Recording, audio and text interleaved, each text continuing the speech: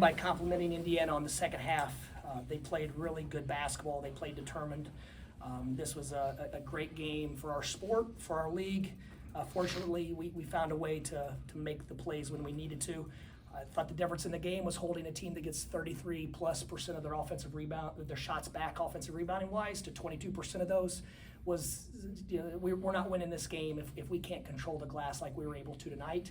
And it really started at the last possession against Oregon. We've been very, I don't want to say lax on our blockouts and our physicality when shots went up. In the last possession, our guys showed that we could be the hammer when we chose to, and I thought for the most part tonight, even the ones they got, it was because the ball bounced a certain way or because they had a numbers advantage. I thought our guys played with great physicality and determination to rebound the ball, and to go 0 for 9 from 3 in the second half and still find a way is a testament of a team that just has belief that they're gonna figure it out. Thank you, Coach. Andrew? Dusty, many of these Indiana fans have made it clear they'd like you maybe as their next head coach. Would you have any interest in the job? I mean, first of all, it's flattering when you have the path that I had and I'm still on that same path. It's it makes you feel good because what's your competitive advantage as a student manager that transferred in from as a marginal Division II player, and you just think back and it's like, man, you really, all I did was show up with great energy and passion for this game and helping people every day, and because of that, I think people always saw something or believed in me, and then you get to this point. But that stuff's crazy. I mean, I love being at Michigan. I love our team. We're fighting like crazy. That's it. I mean, this place is my foundation, but I'm very, very happy at the University of Michigan. Came here to win a game and mission accomplished. Do you have any message to Michigan fans that might be worried right now? I mean, there's nothing I can say that's gonna make this one way or the other. I love being at Michigan. That hasn't crossed my mind other than just what friends and family have said, and to be honest, I've eliminated all that. So. Thank you. Tony? Yeah, Dusty, back to the game. The big three were the big three. There's kind of a phrase that you need three going into March to make a run. I guess you can speak to just them all doing things when you needed. Yeah, they made the plays. I mean, I'm sitting here today feeling really, really great about our performance because those guys made big plays down the stretch. And on nights, I still believe, I thought, Reuben Jones made a lot of invisible plays. There were 5 or 10 that jump out that aren't going to be on the stat sheet that contribute to winning. And when you take a back seat and you start looking for guys as they emerge as your go-to guys, it shows great humility and self-awareness. And I think our guys are doing that. But the flip side of it is when those three cause an overreaction, we have to trust that they're going to play off that. And I thought they did a nice job of that as well. So very proud of how our guys are growing together. So you do say, I mean, it's kind of a theme, right? The big lead and the close win. Sometimes you felt not great after these, but it sounds like today you're feeling good, even though like a 17-point lead in the second half became tied. Yeah, for the most part, I thought we continued to play pretty good basketball. Look, you drop the ball, I don't know what to say. Sometimes stuff happens. And so we're not going to dwell on those possessions, even though those are the plays that ultimately got the snowball moving, right, and going downhill. So we're going to continue to work on being ball strong and playing with greater focus and attention to detail for 40 minutes. But there wasn't ever a time when I felt like, man, we aren't competing at a high level. We missed a blockout or two, but for the most part, I would say we graded about 90 to 95% of our blockouts. I thought we ran the floor. And even late in the game when our offensive possessions weren't clicking, and I thought their zone was really good and it changed the tempo of the game and their press. But I thought we did the same thing to them. We forced them to go later clock before they could find what they were looking for. So I thought both teams did a nice job. All 10 players on the court did a nice job of disrupting the rhythm of the game. But late, I felt like we were a little bit fatigued and we wanted to shorten the game. And I don't know if I've ever wanted to shorten a game. It just felt like down the stretch, if we could just get it to that 4 where we're even, I think we're even at under 4, that we could find a way because we've been in so many of these. James? Yeah, just kind of picking up off that, I think your last 5 wins are all by 4 points or fewer. Just how comfortable are you guys in these uncomfortable moments, especially late in the game? Well, we're very comfortable. I'm not counting this as a 3-point win, though. Half-court shot. Hopefully this doesn't cause Twitter to go crazy because of the other side of college athletics. Sometimes winning's not enough. But I haven't watched the film yet, but there have been times this year when I felt like we had real lapses in concentration and we were starting to splinter apart. I thought we stayed connected. I thought our guys, for 40 minutes, were trying to figure out a way to win. Dusty, as you said, you came here in a very behind the scenes role as a student manager. Obviously getting a big ovation today. Take the names off everything. Just as a college basketball fan, a college basketball follower, what does Indiana University mean, and what does it mean that this basketball program isn't maybe achieving what it has historically? Well, first of all, everything's changed, and I don't want to lecture anyone, but 18-2 is probably 15-5 or 14-6 now. With the amount of talent and the everything's dispersed, the game is completely different. Everyone's on TV now. Everyone has nice facilities. So there's everything's changed about all of this. I mean, do we all agree? It's not like it used to be where, and obviously there's a few still at the top of the mountain, but for the most part, the mountain's continuing to shift a little bit and move in, move out. Look, I enjoy watching all Indiana athletics. I don't want to comment on what they have going on right because I don't follow that closely anymore. If I turn on the TV on the Big Ten Network and IU soccer's playing in the Final Four, I'm cheering because those guys, I went to school here, but I'm not following it and I'm not setting my calendar to watch IU football. If it's on, I love watching it and cheering for those guys that had a wonderful year. But this is an all-encompassing job, and I'm focused on us, and so every day is a fight.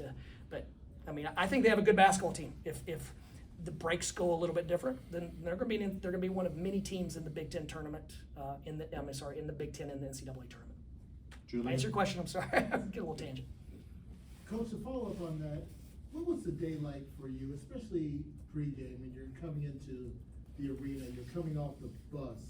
When you have a chance to take a look at the arena before everyone comes in, can you give me a sense of the homecoming and what it was like for you?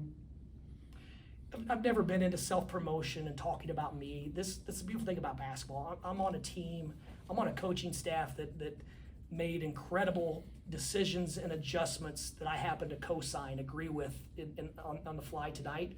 And I'm in a locker room with a bunch of guys that contribute to winning. So it's obviously there's a camera as you walk in your face and someone's listening, but we've had that experience before. It's good if it's good for our game, if it's good for our sport, if it's good for our league, then I'm all for it because we all get paid well and everyone's taken care of because of all that other stuff. But I like the attention to be on our guys because it's a group that did that today. It's not me, but I do appreciate that. I don't really hear anything of it. I don't hear there's hecklers saying crazy things behind the bench. 99% of the time, I don't hear any of it. I heard the ovation and I appreciated it because. Just coming, like I said, coming from where I came from to be no other explanation. I didn't score a basket here, and to be shown gratitude like that is yes, it does feel good. Clayton? Thank you. Coach, you talked about the rebounding, but just the loose balls and the level of intensity for 40 minutes. How proud of you were you of that? And considering too, last time you guys were on the road, it didn't go quite as well. Yeah, well, the first half I thought, to be honest, there were 5 or 10 possessions when I couldn't believe how quick we were to the ball and how we had numerous guys attacking the ball. The second half, we weren't quick as aggressive. There were a couple of just bad caroms and bad bounces too. I thought we probably got a couple fortuitous bounces in the first half. They got a few in the second half to kind of balance that out. But I just thought we had great aggression and purpose when the shot went up. And ultimately, when you play Indiana, I don't want to say the game starts there, but the game starts when they release the ball for a shot. Those 3 guys. I told our guys yesterday, you don't have to check to see if they're going to the offensive glass. Book it. They're going, and so our guards have to rebound down. And I haven't checked to see how many they got tonight, but it looks like all 3 of our starting guards got 4 rebounds each. I would have thought they had 5 or 6, but that's pretty sound, and it was a lower possession game than we typically play. Front? Dusty, just given your ties to the Indiana program, what's your relationship like with Mike Woodson, and what was the build up to this game like for you with everything that kind of happened? I'm very, very good at compartmentalizing what's important, and none of that stuff's important. For the last several weeks, I've tried not to be on social media much, and even seeing stuff that you're not looking for. But the build up to it, I've met Coach Woodson a handful of times, and he's a very, very nice man. He was a big time player. I actually sat in on a couple of his coaching staff meetings when he's the coach of the Atlanta Hawks, if memory serves correctly. Bob Donowald Sr. was an assistant coach here, and I worked with his son, and there was a family connection there. So I'd actually watched his staff meetings, a few practices when he was in Atlanta when I was at UAB, because it was a 2-hour drive. But I have nothing but great things to say about the people that have contributed to this program being this program. Andrew? Dusty, what went into the change in the starting lineup, and what's your hope to get out of that? Several things. First and foremost, Roddy Gale he's played at an extremely high level at times, and I think he was having trouble picking his spots. Because if he's ultra aggressive, then Vlad, who shoots 70%, is not getting touches. And Danny's not in the pick and roll when the game slows down. So it's more just a matter of like, hey, Roddy, what do you think about coming off the bench? And to be honest, I wish it was an original thought. I was watching a Kevin Durant interview a few weeks ago when Brad Beal came off the bench, and he was talking about, hey, how it's very difficult for Beal to play with Booker and Durant because they're going to get shots, they're going to get touches. So Bill didn't know when he was going to get his shots, and he was going to get his touches. So it made me think of Roddy at that time, and we've been kind of chewing on it for a few weeks and just thought this was a good opportunity. And Ruben, I thought he embraced that role with those guys as a connector, kind of how Leal's done lately for Indiana. I thought he embraced that role really well. And other than the shots not going in, I thought those wings played really good, sound basketball. They defended, they made plays that impacted the game. James? Dusty, I mean, your name has been tied to like head coaching jobs in the past few years, so it's nothing new to you. I guess just how you make sure it doesn't become a distraction with the team. We'll talk about it with the team. I mean, I'm sure we control what we can control. I mean, that was the whole thing today. Like, what's going to happen when you get asked about this or that? You can control what you can control. And if I'm spending time thinking about that stuff, then we're in trouble on Tuesday when the Boilermakers come into Chrysler Arena. Time for a couple more, Charles? Yeah, you mentioned that Danny was among the players to step up down the stretch. What did you see from him specifically? He had the pass to Vlad for the go-ahead dunk, and then he had the and one free throws on the stretch. Yeah, I thought those two plays were, highlight level plays. I'm glad he's on our team. I thought his rebounds down the stretch, I thought he was strong in press break. So other than those plays, we don't want those highlight reel plays to define Danny Wolf, because he does so many other things to help us win, and the gravity that he requires and whatnot is really important for other guys to be successful. So we're still trying to figure out our real offensive flow and rhythm. And but I do think we took a step forward tonight. I thought we had pretty sound role definition for the most part. We'll go with Greg, and then go ahead, Greg. Dusty, you might have already addressed this because I got in here a little late. Are you surprised that Mike's getting out of college coaching so quick? Am I surprised that Mike's getting out of college coaching so quick? Nothing. I mean, you look at our game, I don't think we're going to have coaches be anywhere 30, 40 years. I mean, I don't have an opinion. I don't know. I don't know much about Coach Woodson. I don't know much about the situation. Like I said, I mean, if anybody knows me, I'm pretty locked in on what I need to be doing. And so I think he's a fine basketball coach. I think he's a fine human being, and he's done a lot for this university with the jersey on and with the suit on both. Want to close this out? Dusty, you touched on kind of switching to a zone late in the game. You got some critical stops.